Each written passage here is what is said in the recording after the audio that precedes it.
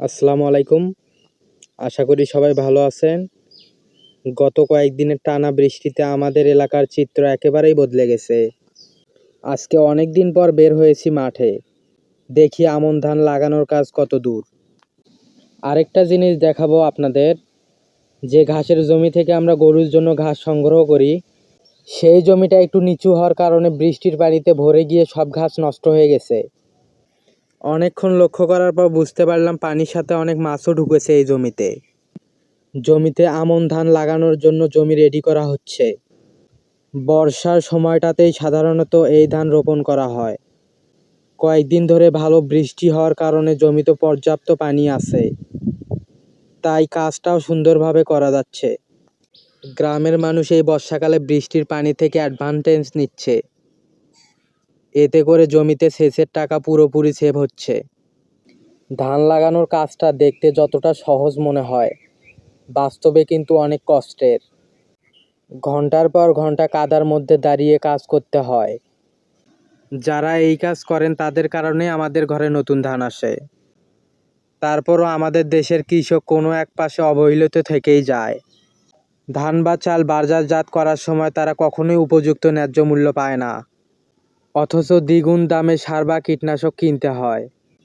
এভাবে চলতে থাকলে একসময় বাংলাদেশের কৃষিখাত ধ্বংস হয়ে যাবে।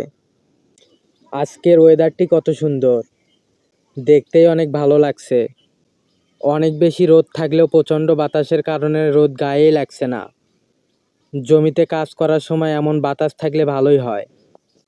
দেখতেই পাচ্ছেন পুরো পাতার জুড়ে সকল জমিতে বৃষ্টির পানি জমে আছে। জমিতে যে পরিমাণ পানি আছে তা আমন ধান লাগানোর জন্য যথেষ্ট।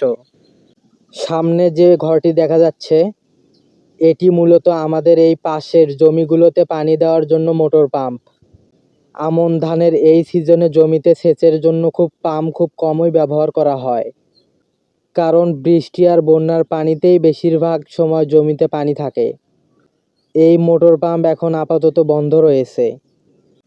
ইরি ধানের সিজনে আবার এই মোটর পাম্প পুরোপুরি ব্যবহার করা হয়।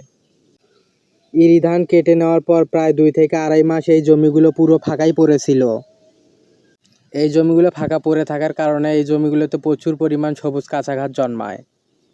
এলাকার মানুষ সকাল থেকে সন্ধ্যা পর্যন্ত তাদের গরু মহিষকে এখানে ঘাস খাওয়াতো। দেখতে পাচ্ছেন, এই জমিতে 2 থেকে 1 দিনের মধ্যেই ধান লাগানো হয়েছে। ধান লাগানোর পর জমিটা একেবারে শুকিয়ে ঠনঠন হয়ে গেছে। এই জমিটা একটু উঁচু হওয়ার কারণে জমিতে পানি খুব কম ধরে রাখতে পারে। এই সময় বৃষ্টি খুব দরকার এই জমিটার জন্য। এখন আমরা চলে আসলাম আমাদের ঘাসের জমিতে।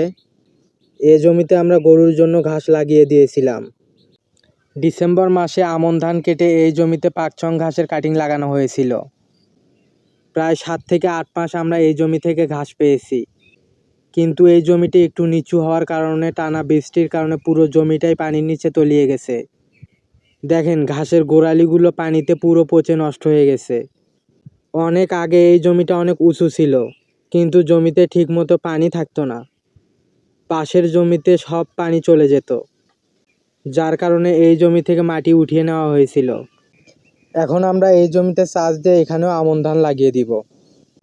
প্রতি বছরের মতো আমন ধান কাটার পর ডিসেম্বর মাসে এখানেও আবার ঘাসের কাটিং লাগিয়ে দেওয়া হবে। এর আগের বছর এমন বর্ষাকালে এই জমিতে চাষ দেওয়ার সময় অনেক দেশি মাছ পাওয়া গেছে। আশা করি এবারও পাওয়া যাবে। তো আজকের ভিডিওটি এ পর্যন্তই। যদি ভালো লাগে তাহলে একটি লাইক করে চ্যানেলটি সাবস্ক্রাইব করে দিবেন। সম্পূর্ণ ভিডিওটি দেখার জন্য অসংখ্য ধন্যবাদ।